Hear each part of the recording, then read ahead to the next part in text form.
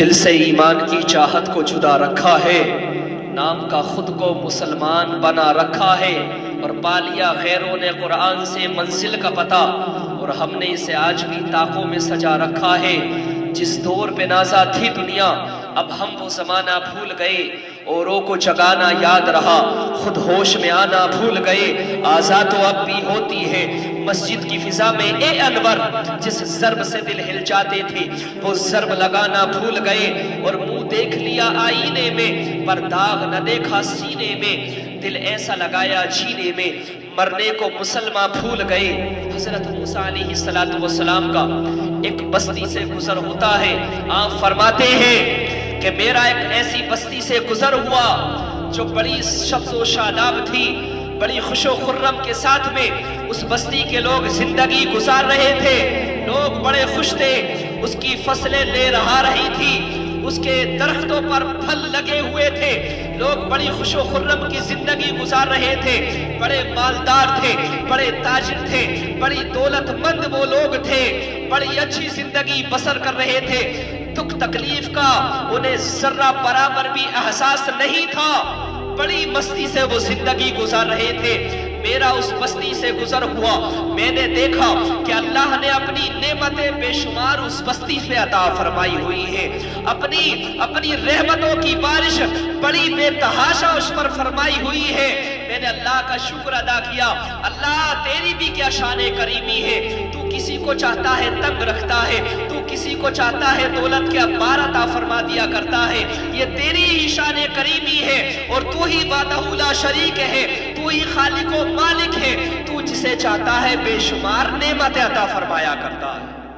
اللہ تیرا بڑا کرم ہے، تیرا بڑا احسان ہے۔ حضرت موسیٰ فرماتے ہیں میں نے احسان جتلایا اللہ رب العزت کو اور اس کا شکر ادا کیا۔ بستی کے لوگوں کو جب میں نے دیکھا کہ بڑی خوش و خرم بھری زندگی گزار رہے ہیں، ان کے جانور بڑے تناور ہیں، بڑے تندرست ہیں، ان کے کھیتیوں سے لے رہے تھے، سبز کھیت دیکھ کر کے میں بڑا خوش ہوا، لوگ بھی بڑے خوش۔ میں وہاں پہنچا، میں نے لوگوں سے بات کی، بڑے مسکرا کے اور بڑے اچھے لب و لہجے میں وہاں کے لوگ بات کر رہے تھے، میں بھی بڑا خوش ہوا لوگوں کو دیکھ کر کے۔ میں اس بستی سے گزر گیا، دعائیں دیتے ہوئے، اللہ کی نعمتوں کا شکر ادا کرتے ہوئے۔ آج تو دیکھو، آج ہمارے پاس ہزارہا نعمتیں ہیں، لیکن پھر بھی ہم نعمتوں کا شکر ادا کرنے کے لیے تیار نہیں ہے، نہیں ہے، کیونکہ ہم نعمتیں اپنے پاس والی نہیں، ہم نعمتیں دوسرے کے پاس جو ہیں انہیں اپنے پاس دیکھنا چاہتے ہیں، اور ہم دوسروں کی نعمتیں دیکھ کر کے یہ ناشکری کرنا سیکھ گئے ہیں۔ کاش کہ ہمارے پاس جو اللہ نے ہمیں نعمتیں دی ہیں، اگر ہمیں پتہ چل جائے ان کی قیمتوں کا، تو ہماری زبان اس کا شکر ادا کرتے کرتے تھکے گی نہیں۔ اگر کسی کو اپنے تناور جسم کا، اپنے قوت جسم کی قیمت کا اندازہ لگانا ہے اور اسے پتہ کرنا ہے کہ اللہ نے مجھے جسم دیا ہے، طاقت و قوت رکھی ہے، آنکھیں سلامت دی ہے، دونوں ہاتھ پاؤں سلامت ہے، کانوں کی سماعت سلامت ہے، تو جا کر کے وہ دیکھے اسپتالوں میں جا کر کے دیکھے وہ لوگوں کی حالت کہ وہاں پر لوگ مرنے کی دعائیں کر رہے ہیں، لوگ موت کا انتظار کر رہے ہیں، لوگوں کے پاس نہ جانے کروڑوں کی دولت ہے، لیکن پھر بھی وہ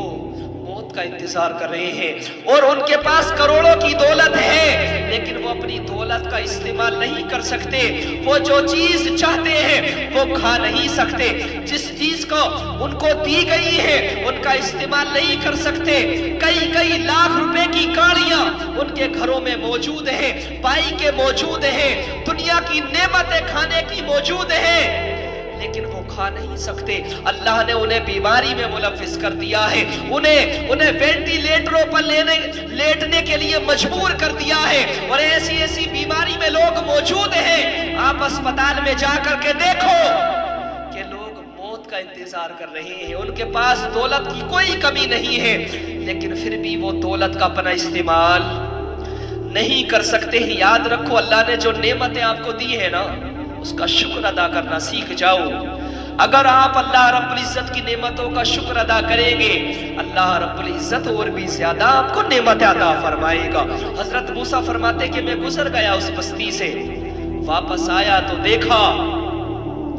کچھ دنوں بعد میں جب میں واپس وہاں آیا تو میں نے دیکھا کہ وہ بستی جو بڑی آباد تھی، اس کے مکان روشن دانوں سے مزین تھے، بڑے خوبصورت تھے، لوگ بڑے خوش و خرم تھے، بڑے اچھے مسکراہٹ والے لب و لہجے سے بات کر رہے تھے، اس کے کھیتیاں فصلوں سے لے لہا رہی تھی، ان کے درختوں پر پھل لگے ہوئے تھے، جانور تندرست تھے، لیکن اب وہ بستی ویران ہو چکی ہے، جانور نیست و نابود ہو چکے ہیں، لوگ وہاں سے جا چکے ہیں، پوری بستی ویران ہو چکی ہے۔ ایک بوڑھے شخص سے میں نے پوچھا کہ بابا چند دن پہلے تو یہ بستی بڑی آباد تھی، لیکن اس بستی کو کیا ہوا؟ یہ بستی ویران کیسے ہو گئی؟ یہ تو بستی بڑی خوش و خرم تھی۔ اس بابا نے کہا کہ موسیٰ، یہ بات حقیقت ہے کہ یہ بستی بڑی خوشحال تھی، بڑی اچھی آباد تھی، اس کے محل بھی آباد تھے، روشن دانوں سے مزین تھے، اس کے کھیت بھی آباد تھے، لیکن کیا بتائیں موسیٰ، ایک بے نمازی شخص اس بستی سے آیا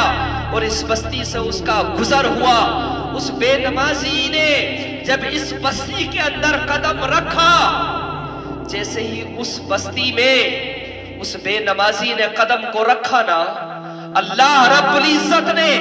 اس بے نمازی کی نحوست کی وجہ سے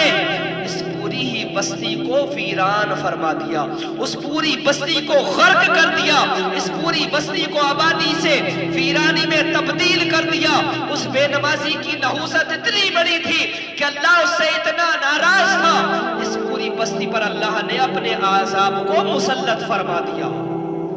اس وجہ سے یہ بستی پوری ویران ہو چکی ہے۔ لوگوں آج دیکھیں، آج ہمارے پاس زندگیاں ہیں،